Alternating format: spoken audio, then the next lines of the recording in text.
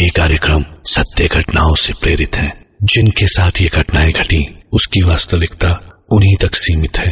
भूत प्रेतों और असामान्य विषयों के होने पर चैनल कोई दावा नहीं करता और न ही प्रोत्साहन करता है। योगेश की नई नई नौकरी थी।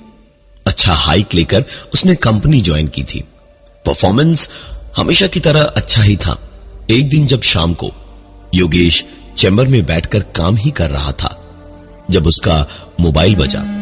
फोन उठाते ही योगेश को एक आवाज ने खुशी खुशी बताया, सर कांग्रेचुलेशंस, आपने हमारी कंपनी की तरफ से 5 लाख रुपए की मेडिक्लेम पॉलिसी जीती है सर। 10 लोगों की लॉटरी में सर आपका भी नाम है। योगेश ने पूरी बात सुनी और फिर कहा, मुझे कोई पॉलिसी नहीं लेनी है आपसे, मैं बिजी हूं, आप बाद में फोन कीजिएगा। इतना कह के योगेश फोन काटने ही वाला था कि उधर से आती एक आवाज ने कहा, अरे सर इसके लिए आपको एक भी पैसा खर्चा नहीं करना पड़ेगा सर, हमारी कंपनी की तरफ से आपको फ्री में दिया जा रहा है सर। योगेश खुद भी मेडिकल इंश्योरेंस लाइन में ही काम करता था। यह बात उसे हजम नहीं हुई। उसने जरा गुस्से से कहा, मैं खुद भी मेडिक्लेम पॉलिसीज ही बेचता हूं। आप मुझे बता रहे हैं कि मैंने फ्री में बिना किसी खरीदारी, बिना जान पहचान, ऐसे ही कहीं से कुछ ऐसा वैसा नहीं, पूरे 5 लाख की पॉलिसी जीत ली है।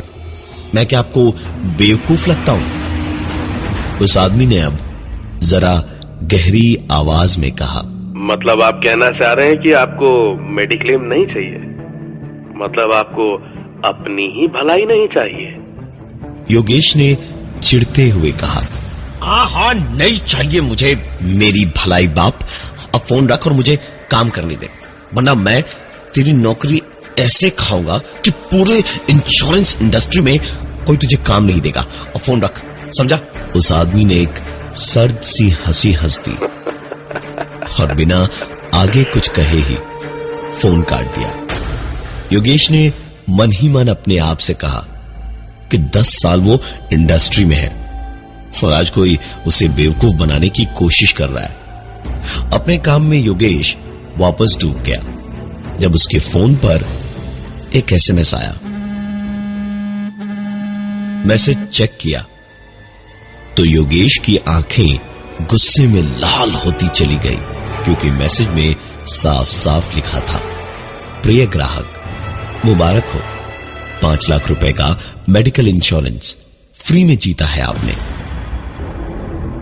योगेश ने तुरंत मैसेज डिलीट कर दिया और अपने काम में बिजी होने लगा। और काम करते ही उसके सामने एक नए ईमेल का अलर्ट आया।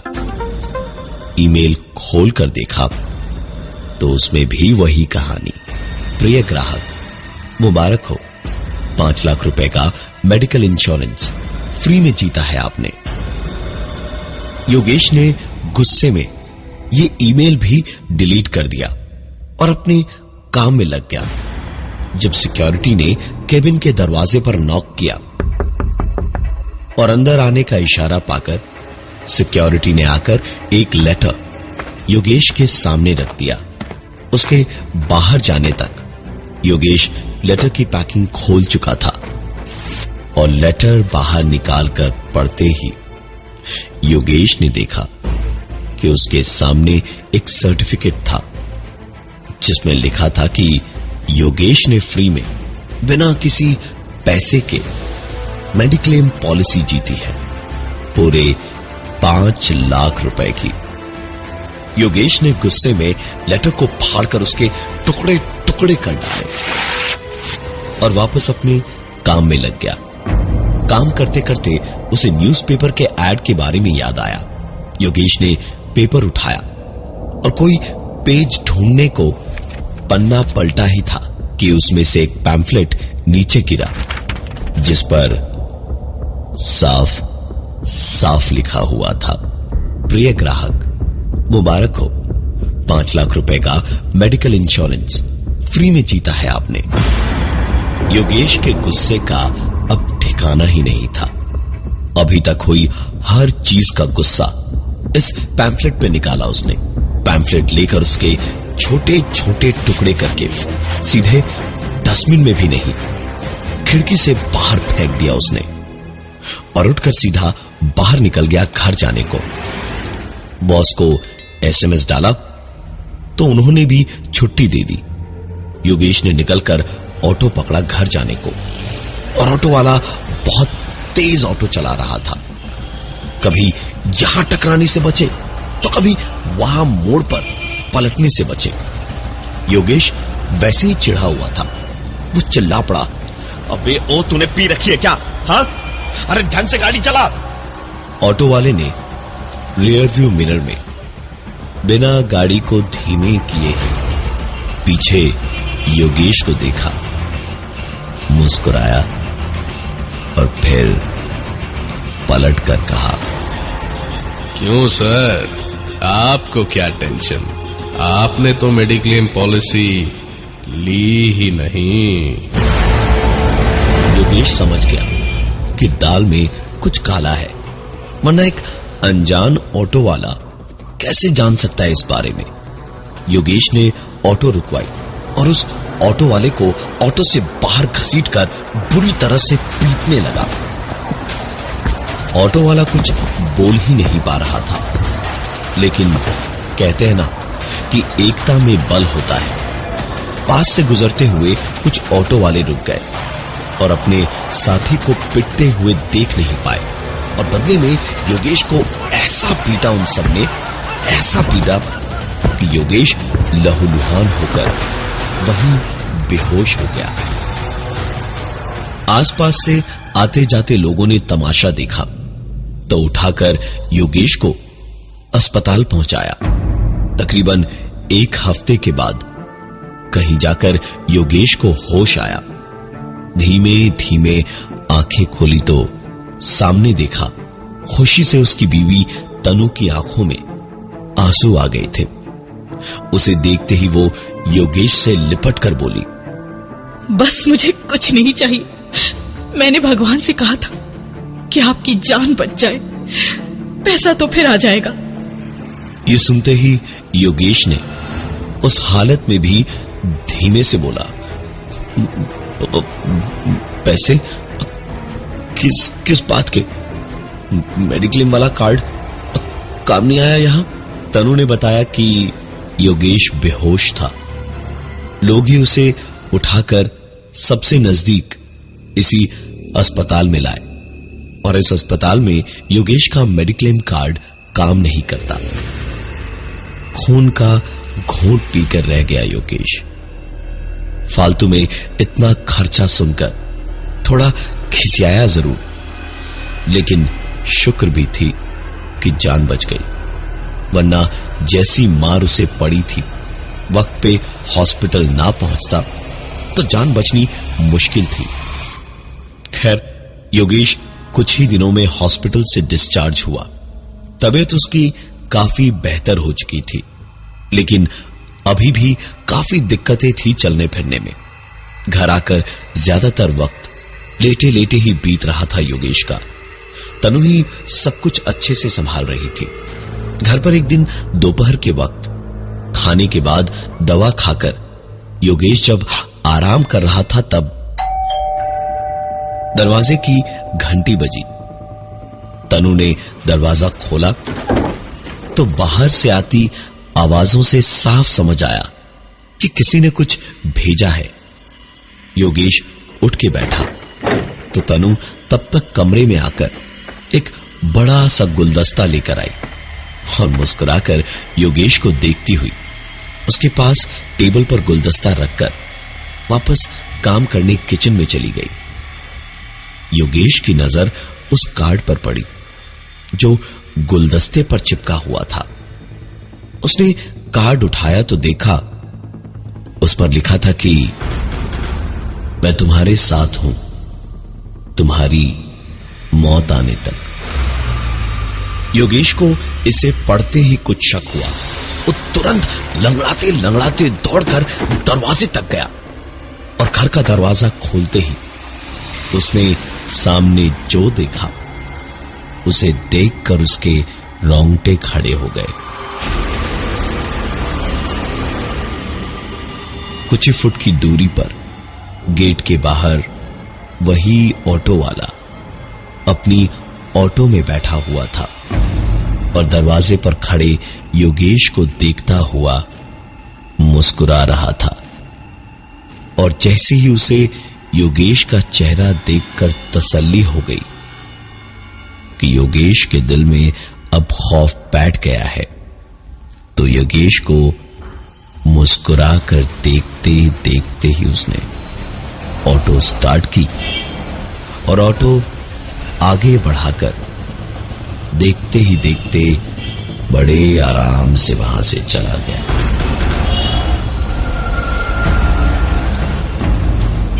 योगेश तुरंत वापस अंदर भागा और घर की सिक्योरिटी सिस्टम से फुटेज निकाली। उसे चलाकर ध्यान से देखा और जैसे ही फुटेज में ऑटो मुड़ा, योगेश ने फुटेज को पॉज करके जूम किया और ऑटो का नंबर नोट करके तुरंत आरटीओ में अपनी जान पहचान के एक दोस्त को फोन करके पता करने को कहा। कुछ ही देर के बाद उसके दोस्त का फोन आया। योगेश ने फोन उठाया तो उधर से उसके दोस्त ने कहा, यार किसी राकेश सोनकर के नाम पर है ये ऑटो, एड्रेस तुझे एसएमएस कर दिया, चेक कर लेना। योगेश ने तुरंत फोन में एड्रेस देखा और निकल पड़ा राकेश ऑटो वाले को ढूंढने। ज्यादा मुश्किल नहीं हुई उसे राकेश का घर ढूंढने में, लेकिन वहां पहुंचकर पाया कि वहां तो कोई राकेश रहता ही नहीं है। इधर उधर और पता करने पर पता चला कि आखिर पूरी कहानी क्या है। राकेश ने पाई पाई जोड़कर एक ऑटो खरीदा, कहीं कुछ दिक्कत ना आए आगे, इसलिए एक मेडिक्लेम पॉलिसी भी ले ली और लगभग अपनी सारी कमाई लगा दी इसी उम्मीद पे कि कहीं जाकर उसकी जिंदगी सुधरेगी कभी। लेकिन एक एक्सीडेंट में उसकी हालत बहुत खराब हो गई। उसकी बीवी इंश्योरेंस ऑफिस के चक्कर लगाती रह गई, लेकिन कोई फायदा नहीं हुआ। पैसे मिलने की बस बातें ही होती रही और 2 दिन के बाद तीसरी सुबह राकेश ऑपरेशन में देरी होने की वजह से मारा गया और कर्जा ना चुका पाने की वजह से 1 महीने के बाद उसकी बीवी ने खाने में जहर मिला के दोनों बच्चों को मारकर खुद को भी खत्म कर लिया। राकेश की यह पूरी कहानी सुनते ही योगेश का दिमाग कहीं 3 महीने पुराने वक्त में खो गया। उसने तुरंत अपने दोस्त गिरीश को फोन किया और उसके फोन उठाते ही योगेश ने कहा, भाई तुझे याद है वो ऑटो वाले की बीवी, अरे वो जो 5 लाख रुपए जो हमने मारे थे, भाई वो ऑटो वाला मर के भी मेरे पीछे पड़ा है, मुझे मार देगा भाई। मैं मरना नहीं चाहता भाई, मैं मरना नहीं चाहता। गिरीश ने योगेश की पूरी बात सुनी और फिर कहा, अबे तू पागल हो गया क्या? घर पहुंच, 1 घंटे में आता हूं मैं भी, बैठकर आराम से बात करते हैं। योगेश को अपने दोस्त का ही सहारा था बस। अब जल्दी जल्दी घर पहुंचा और इंतजार करने लगा गिरीश के आने का। कुछ देर के बाद ही दरवाजे की घंटी बजी। दरवाजा खोला तो सामने गिरीश था। अंदर आता हुआ योगेश से उसने कहा, अरे यार 500 का ही नोट है मेरे पास में, ऑटो वाले के 170 रुपए हुए हैं, जरा दे देना। योगेश ने अपने बेटे को आवाज लगाई और उसके हाथ में 170 रुपए देकर उसे बाहर ऑटो वाले को पैसे देने भेज दिया और आकर गिरीश के साथ बातें करने लगा। गिरीश को किसी भी हाल में यकीन ही नहीं हो रहा था कि योगेश जो भी कह रहा है वो सच है। बातों बातों में ही अचानक योगेश को एहसास हुआ कि उसका बेटा चिंटू बाहर गया तो था लेकिन अंदर नहीं आया और उस बात को तकरीबन 15 मिनट हो चुके थे। योगेश तुरंत दरवाजे के बाहर भागा। बाहर निकलकर देखा तो चिंटू कहीं नहीं था। 1-2 बार उसने आवाजें लगाई लेकिन चिंटू की कोई आवाज पलट कर नहीं आई। और तभी योगेश का फोन बजा। फोन उठाते ही दूसरी तरफ से उसी ऑटो वाले की आवाज आई। अगर अपने बेटे को जिंदा देखना चाहते हो तो अंदर बैठे अपने दोस्त गिरीश को मार डालो। दोस्त जिंदा रहेगा ना तो बेटा मरेगा। योगेश एक पल को वहीं पत्थर की तरह जम के खड़ा रह गया, लेकिन फिर धीमे धीमे भारी कदमों से चुपचाप वापस अंदर आया। गिरीश पेपर पढ़ता हुआ चुपचाप बैठा हुआ था। योगेश टहलता हुआ गिरीश के पीछे जाकर खड़ा हुआ और हाथ में सामने पड़ी एक तार उठाई। गिरीश कुछ बोलने को पलटा ही था जब योगेश ने गिरीश की गर्दन पर वो तार लपेटकर उसका दम घोटना शुरू कर दिया। गिरीश बुरी तरह सांस न आने की वजह से छटपटाने लगा। सामने टेबल पर रखा सामान इधर उधर गिरीश का पैर लगने से गिरने लगा, फैलने लगा और फिर आखिरकार गिरीश ने दम तोड़ दिया। इतनी देर तड़पने के बाद गिरीश मर चुका था।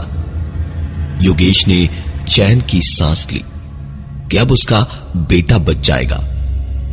उसने जेब से फोन निकाला ही था वापस ऑटो वाले के नंबर पर फोन करने को, जब अचानक चिंटू की चीख गूंजी तो योगेश ने सर उठाकर सामने देखा। चिंटू अपने कमरे के दरवाजे पर खड़ा था और अपने पिता का ऐसा रूप देखकर सूखे पत्ते की तरह थर थर कांप रहा था।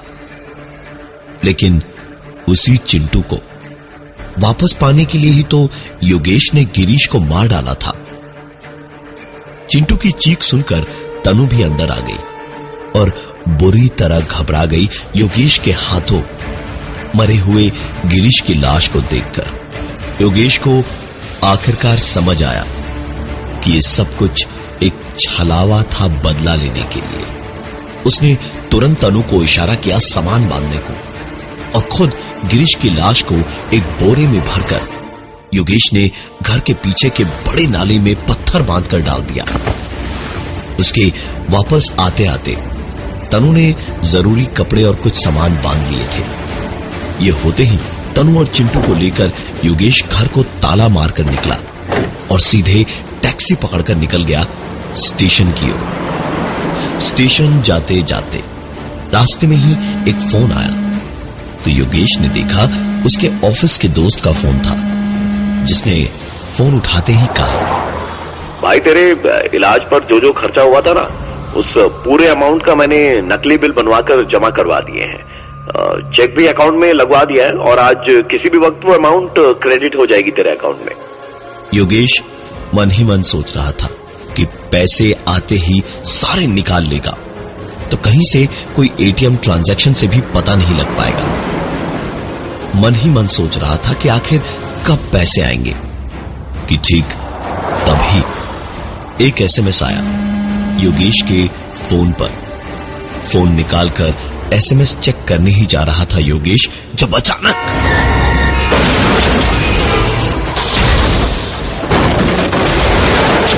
योगेश की टैक्सी और एक ट्रक में जबरदस्त भिड़ंत हुई और योगेश की आंखों के सामने अंधेरा छाने लगा। सुकून एक बात का था योगेश को कि तनु और चिंटू सिर्फ बेहोश हुए थे, ज्यादा चोटें नहीं आई थी उन्हें। योगेश के फोन की टूटी हुई स्क्रीन पर एक मैसेज फ्लैश कर रहा था, congratulations, your account has been credited with 5 lakh rupees. आंखों के सामने मौत का यह अंधेरा पूरी तरह छाने से पहले योगेश ने यह मैसेज देख लिया था। किसी ने सच ही कहा है, जितने चाहे इकट्ठे कर लो सोना हीरे मोती, लेकिन इतना याद रखना, कफन में कहीं कोई जेब नहीं होती।